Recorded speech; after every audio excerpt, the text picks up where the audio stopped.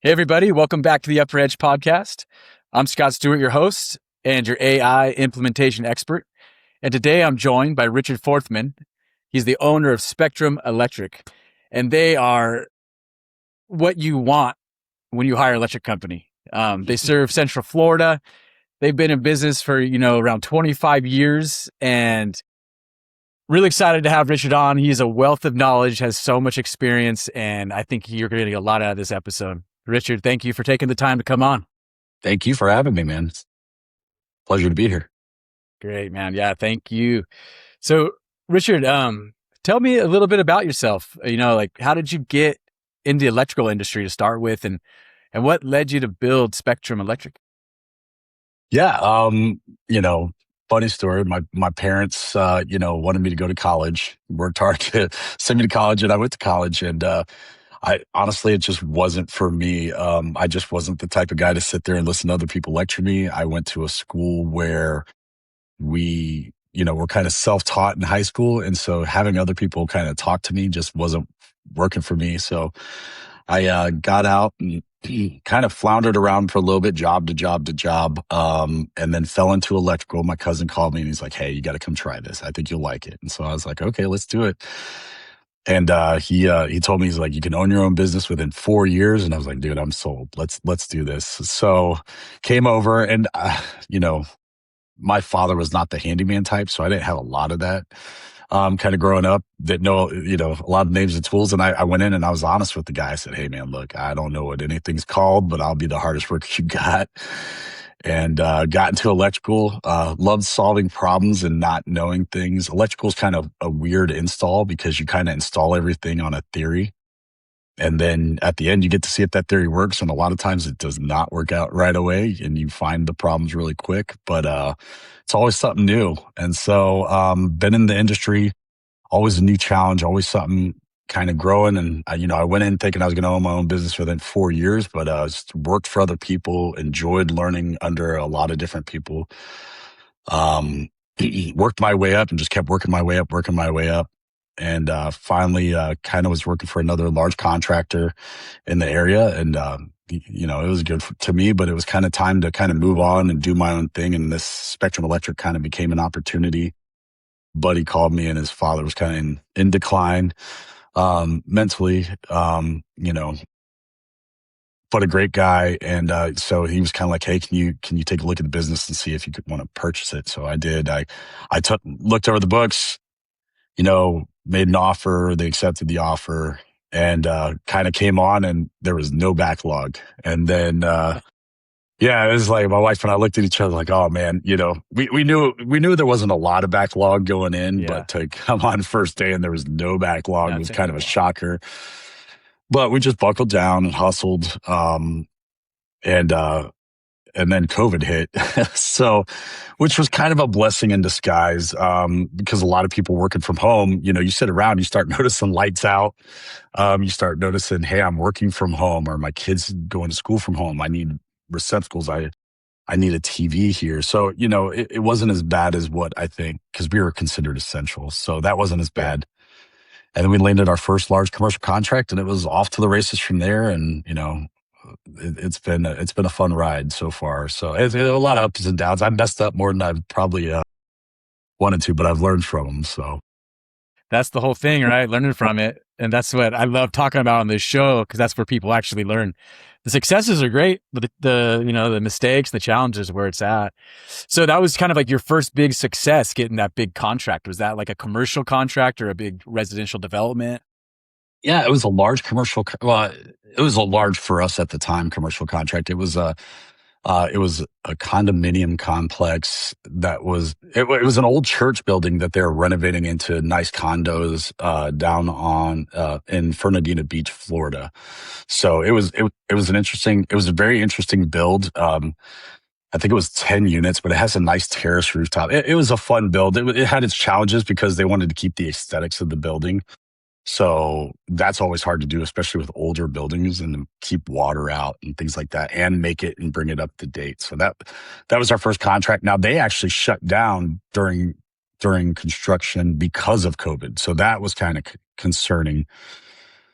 Yeah. So, So you had money tied up in that, right? So a lot of cash flow going on with that.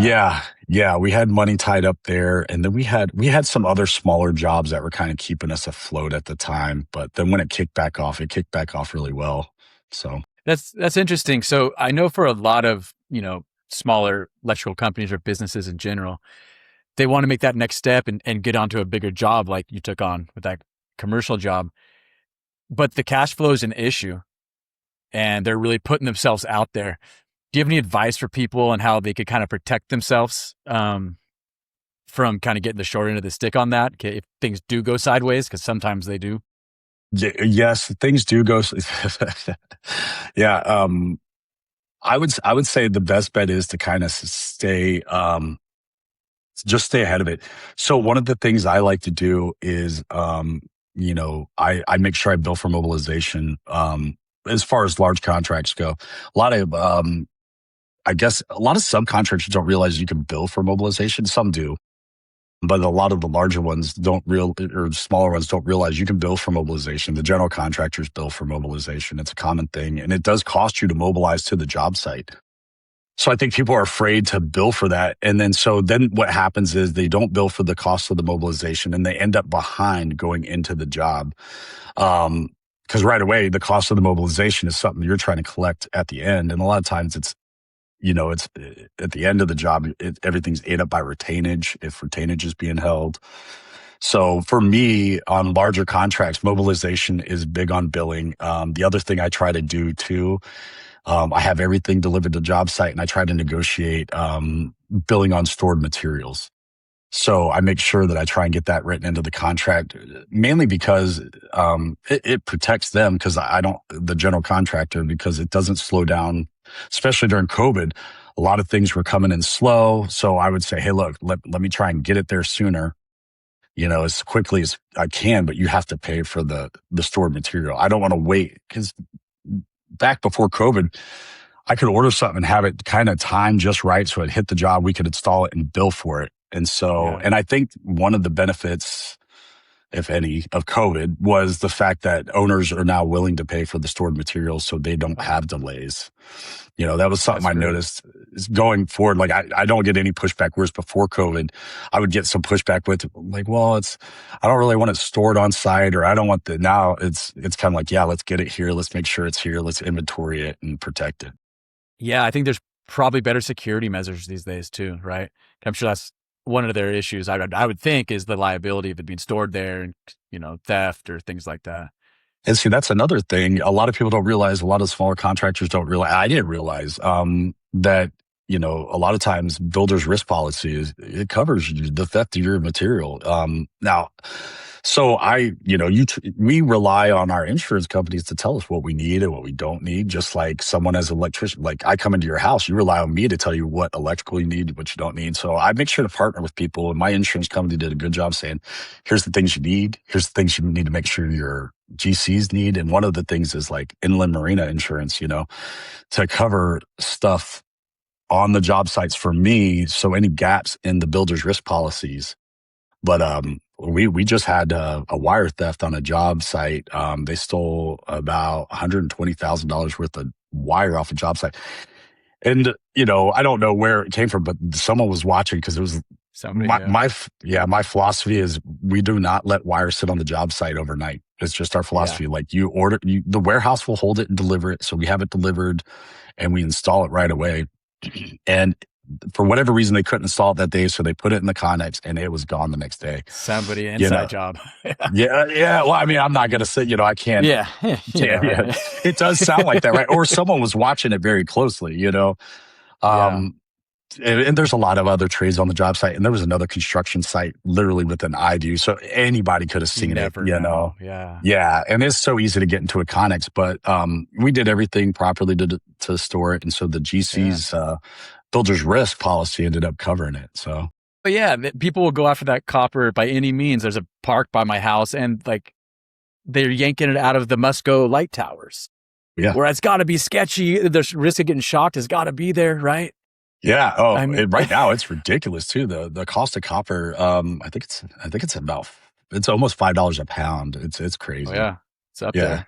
Yeah. That's And that's cool. here in That's Florida. I creative. don't know.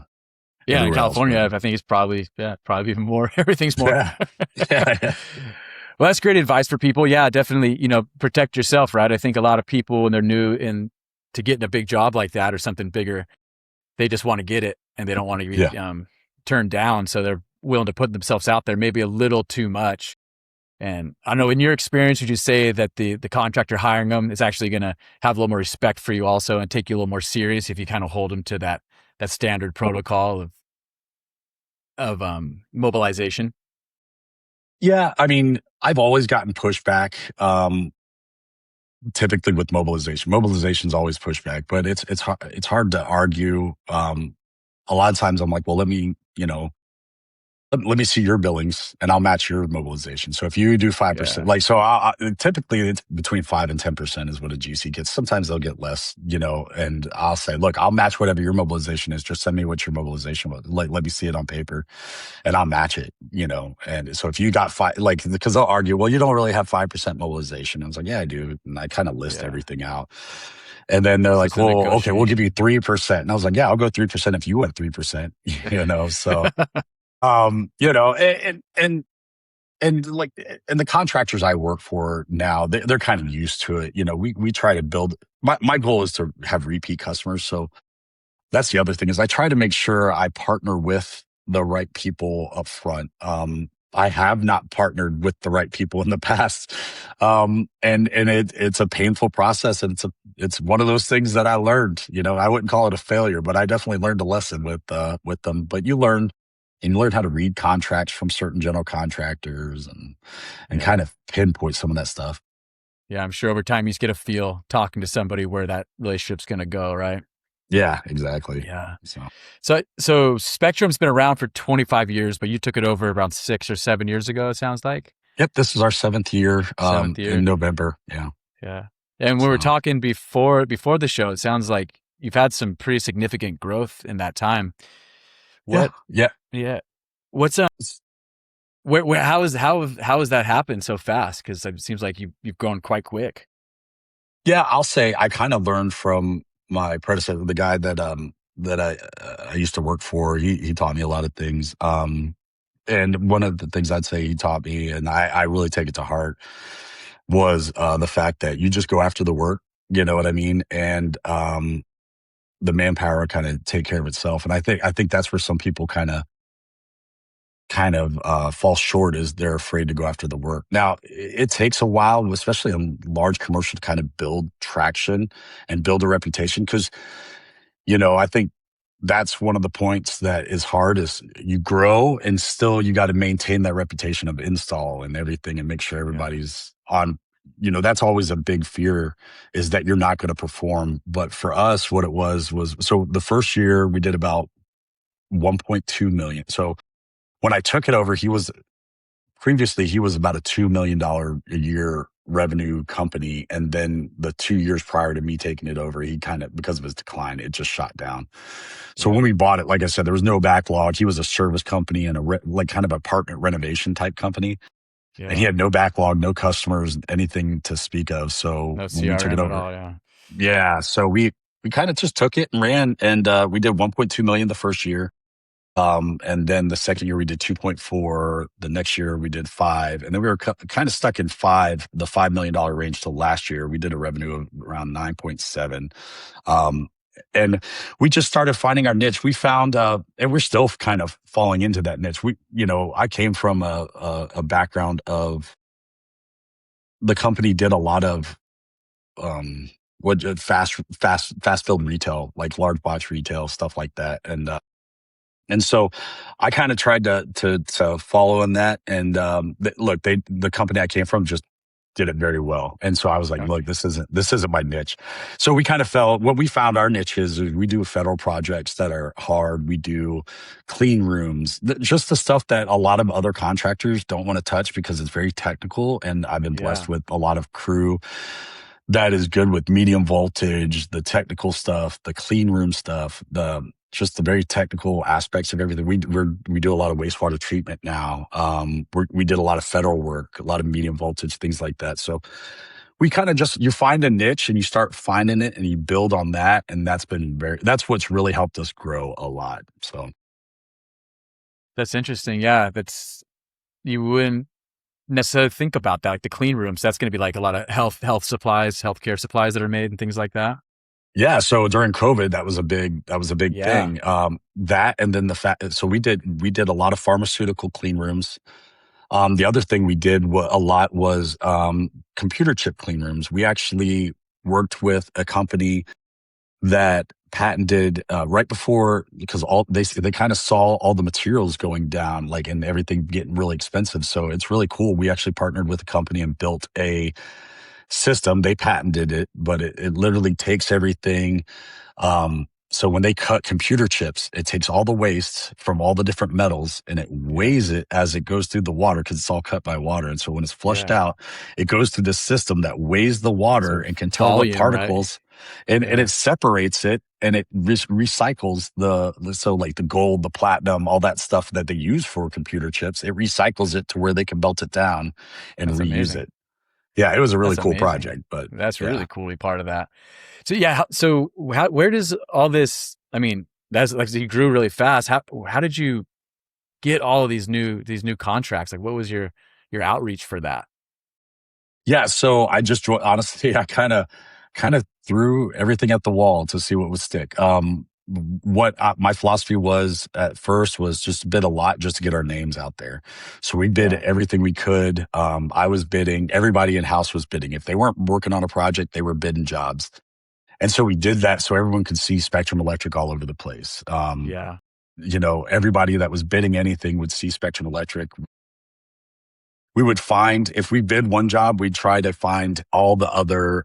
So we wouldn't like, if GC invited us, we would also call the architect engineers and find out all the other GCs that were bidding it. And because it's a waste of time to just bid one GC, even though it's a GC that we want to work with necessarily, but we want to spread out as much as possible, because he might not win the job. He could have a messed yeah. up HVAC number, and now you just spent all this time bidding it to him, and it leaves you in the lurch. So what we did was we would find other GCs and also send them bids as well. And So you got so that, multiple bids on a job. yeah, so it takes a lot of lead work to kind of just not sit there and say, hey, look, we got invited here, I'm going to go here. Yeah, right. And yeah, and it's not guaranteed. It's a lot of work. This sometimes doesn't Yeah. doesn't follow through.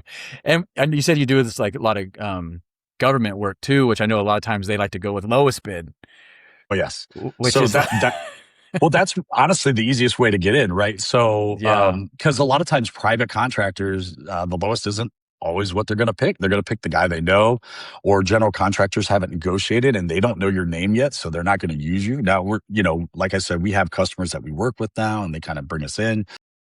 But before that, yeah, government jobs were the easiest ones for us to get because we could be low. We could be low, yeah, and then they had to look at you, because they have to yeah. justify if they're not using If they're you. not, So yeah, they do. Otherwise, yeah, yeah. Yeah, definitely. yeah. I mean, and not to say they can't qualify, like, oh, look, we don't really trust this guy because he's not been around that Yeah, they long. find their There's a ways. They have Yeah, their but ways for of the filtering most people part, out. Yeah, you're the low guy, and the other guy's like, I'm not touching that number, and I didn't have the overhead, so it was easy for me yeah. to get low. So Good way to get your foot in the door, get some big jobs too, build the resume, I'm sure, and build that yeah, reputation. yeah. So our Yeah, biggest job we've done now is we had a $9.7 million job completed, electrical. That's the electrical contract number. So that's huge. and it makes it easier. But we've also discovered too, like, while we can do those aren't our meat. Like, that's not the jobs we necessarily. We're between 1 and 5. Those are perfect That's for us. that's where you make probably the most margins on. Probably the bigger is not always Yeah, better. That's for sure. it's less stress, right? Like, we can, Yeah, we make good money and it's less stress. You get anything below that, and sometimes they're calling you every 5 minutes, and and then you get something bigger than that, and there's always everyone's pointing fingers as to what's going on here, the design or this or that. So yeah. So as you scaled and grew so fast, what was some of the bigger challenges as far as managing all of this growth? I'm sure there were several, but yeah, yeah. So you know, um, I would say the hardest part has been trying to, we were trying to find that balance of pleasing the general contractor, because they're your customer. You want to take care of your customer, and you want to make sure they're taking care of their customer, while at the same time maintaining a profit. for yourselves. And the way we do that is to find, I kind of have this philosophy. I have this philosophy of, look, they're not going to be happy with us during construction, but they'll be happy with us at the end. And if they're not happy with us at the end, then we did something wrong. That's not on them.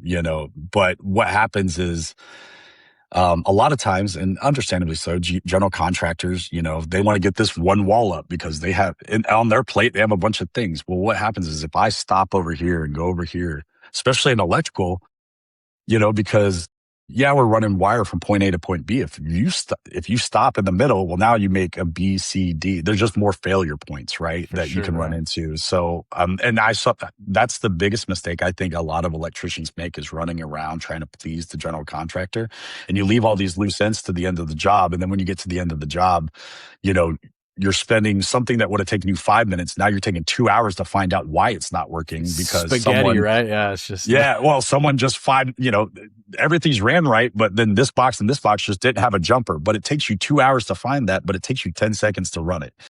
backtrack So everything that's and hit all this. yeah, yeah. So like I said, it's theory, right? You don't know until you go to turn it on. You're like, oh, the lights aren't on. Yeah, Okay. yeah. Where is it? So, Yeah, yeah, yeah.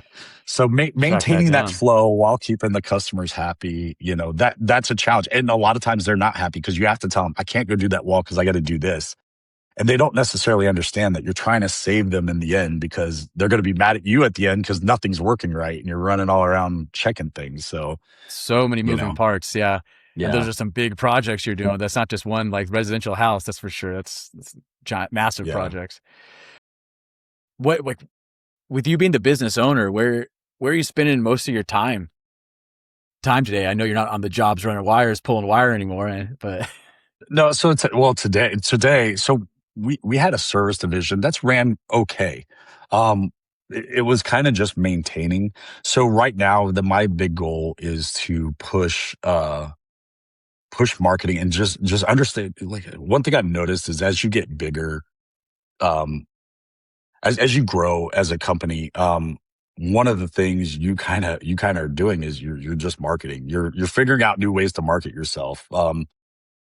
And I know I'm really good at doing that. Like I said, I'm good at doing that on the new construction side. I know how to find the customers. I know how to find or get myself in front of them. And I know how to do that. But on the service side, I don't. So I'm kind of going back and teaching myself, kind of how do I get in front of the customer? So I'm learning things like multiple points of contact during a sale. So like when we go do a yeah, job, one of the things that we're trying out now is we're trying to get an A-frame set up right by our van while we're at a house because it just draws more attention. Why is that A-frame? It looks like a cautionary thing.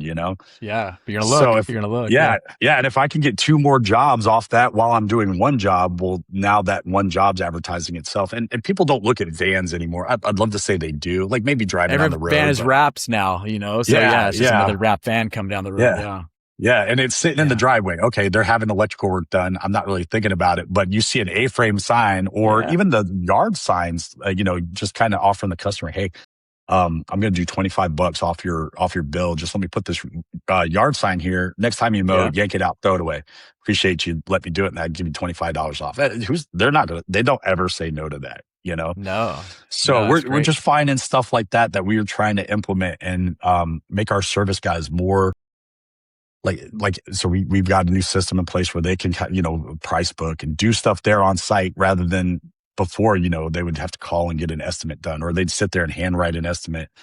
So we're trying to get rid of all that, make it quick for the customer, because the customer doesn't want to know you're running 100 feet of row. They just want to know I'm going to have a receptacle, Yeah, so being fairly priced but not over explaining everything. totally. Yeah. So So that's a different division of the company you're starting to work on more yeah, and try to build. yep. And that's more, are you thinking more like for the residential side of things or So it was, but it turns yeah. out that I go where the flow goes. And Yeah.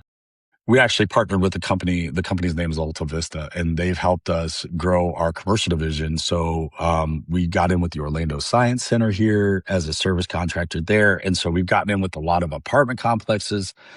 And it's been great. Like now we do a lot of those service calls. So homeowners associations, things like that. So while it is residential, some of those, but like apartments and things like that, it's still commercial.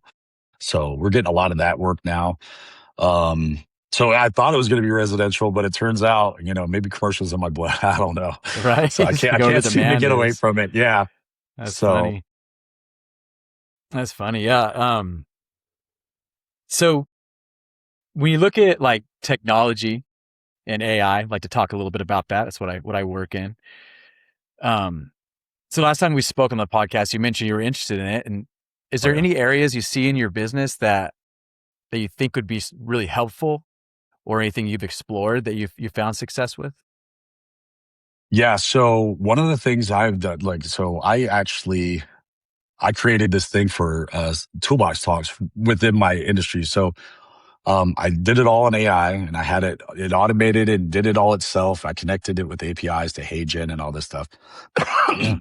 Excuse me. And I created so every week we do a safety toolbox talk. It's all our guys. Our superintendent reads, our superintendent, our service manager, whoever reads everything to our guys. And it's just safety talking points for the week to make sure the guys are staying in touch. If we walk a job and we see like nobody's wearing safety glasses, we'll tailor it to that.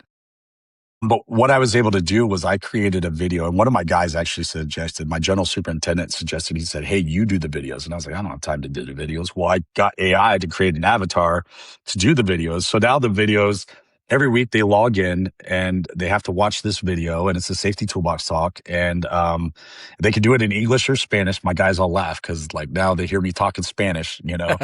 But it's me talking to all the guys. And we do kind of a safety toolbox talk. And I also made it a point to make sure all the scripts read something about how important they are and to emphasize how important they are. And so, and then after they're done, it makes them watch it for 3 minutes. They have to answer 2 questions. And if they get those questions wrong, they got to watch it again. And then when they're done, they sign off acknowledging that they watched it and that it was them that took the test and their name and what job they're Yeah. on. And then it goes into a Google sheet and tracks them. So now we have compliance on, hey, this guy watched this safety toolbox talk, and it rotates every week. I don't have to do anything. And I've got That's 78 great. weeks worth in there. So, That's and I great. That's did all something that while I you was created coaching a all on vet. your own. Yeah, Really? I created it. The AI created it. I didn't do anything. Yeah.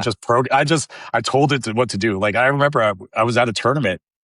I coached my son's baseball team, and we were at a tournament in New Smyrna that we do every year just for fun. And I remember I had to go back to the hotel and keep hitting enter because the Wi-Fi would drop at the hotel because we were at the beach. So every once in a while, I'd have to go back and hit enter, but it would just continue doing it, and it created it all That's on its so own. cool. So, That's so cool. And what a good thing. Yeah. Keep your guys a little safer, and mhm. also probably helping protect you a little bit too. You're doing the right things, try to look out for, liability and all that. That's smart. That's really smart. Yeah. Well, if they Have get you, hurt, yeah, yeah. I mean, that's a dangerous job, right? yeah. Oh, yeah. Electro. I've been shocked plenty of times, Have but you? yeah. Well, I Yeah. mean, coming up, let's just say safety regulations weren't so strict. I mean, I'm sure they were, but like no one was really policing them maybe as much as they probably should have been coming up. But you know, nowadays it's a lot Have you different. explored any automation for other things, like for customer follow up, or like customer Yeah. reactivation or anything like that? Have you found any success in those areas? Yeah, so we use a system that already kind of does all that, and it'll follow up with customers and things like that. I use it a lot for bids, so because we could just get flooded with bid invites, Yeah. and I mean, like I could go in it today. Like I think I had 500 bid invites just between yesterday and today. I created a rule where they just go into another folder, and I'll go. I was going through them, but now what I do is I have it just AI sift through them, and I give it parameters of what I'm looking for. Yeah. Something that I know will typically fall between the 1 and 5 million. And not only me, but my estimating department will go through those emails too. They get a lot of them, but sometimes they don't get the ones I get for some reason. People sometimes see that I'm the owner and just send it direct to me. So I make sure that I still go through them. Well, I have AI do it now on a schedule. So once a week, it'll go through right before we have an estimating meeting where we go over what bids we want to go after, and it'll send it to them so they can add it to the log so we can look. So, but yeah, that's huge. That saves me a ton of time on emails right there. Yeah. I have it creating a price book right now Yeah. Oh, really? for my estimating department. Yeah, it's going through and just matching stuff. it's still That's working. It's been great. working this whole time. So That's great. So everybody listening out there, if you're thinking about electrical, 500 bids a day are coming through, requests. So yeah. plenty of work, right? Oh yeah. Oh yeah. There's work out there, and there's no work technically too small. Like our service department will do small commercial too. He's there. We're getting so busy on that end that I'm not even trying to branch over to small commercial with that, because like I said, small commercial, they could be a little needy with wanting to finish up really quick, and Yeah. which is fine, but it's just a lot of times you're constantly calling you all the time. So Yeah. Where do you see the service side of the business going in the next year? What are your goals for that? So, like I said, my goals personally, I'd like to get into generator installs. So I More have an idea. emergency services, I guess. Kind of. Yeah, well, installing generators. We also I have started doing the emergency side. I get a lot of emergency calls for commercial. Again, I mean, I don't Yeah. mean to roll my eyes. I appreciate the business. I love the Yeah. business.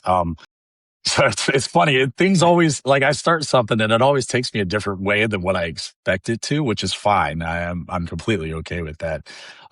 It's fun to not know where you're going sometimes. Yeah. I'm just along for the journey. But yeah, I see it. I'd like to be a generator installation company, and I actually have I'm part of a group. It's a C12 group, and we have a guy in there, and he just did his thing where he shows you kind of like his business. That can kind of open up the business. I don't want to say too much, but there was this thing he shared, and it was just amazing to me, like what some of these other companies are doing that aren't in my industry, but that I can take and apply.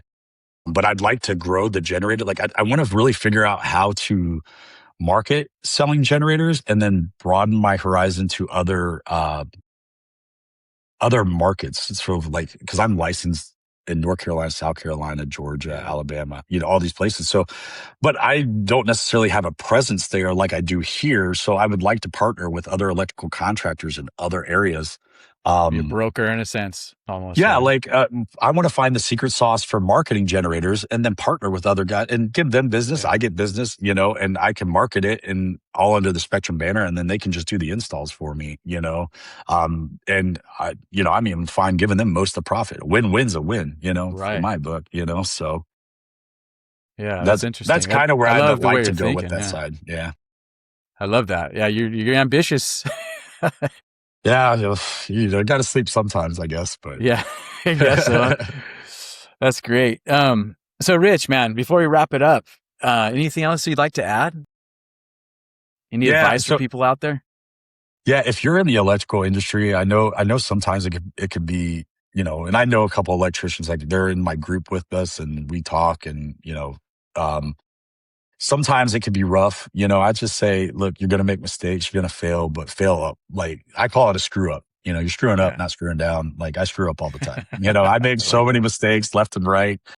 And it's funny, cuz I was talking to a buddy of mine, and he's like, "God," he's like, "You know a lot." And I was like, "I know a lot because I messed up a lot." You know, so, and I've done a lot of messing up in these last 7 years. By the grace of God, I'm still in it. But these last 7 years, I've messed up a lot, but I've won as well. So you know,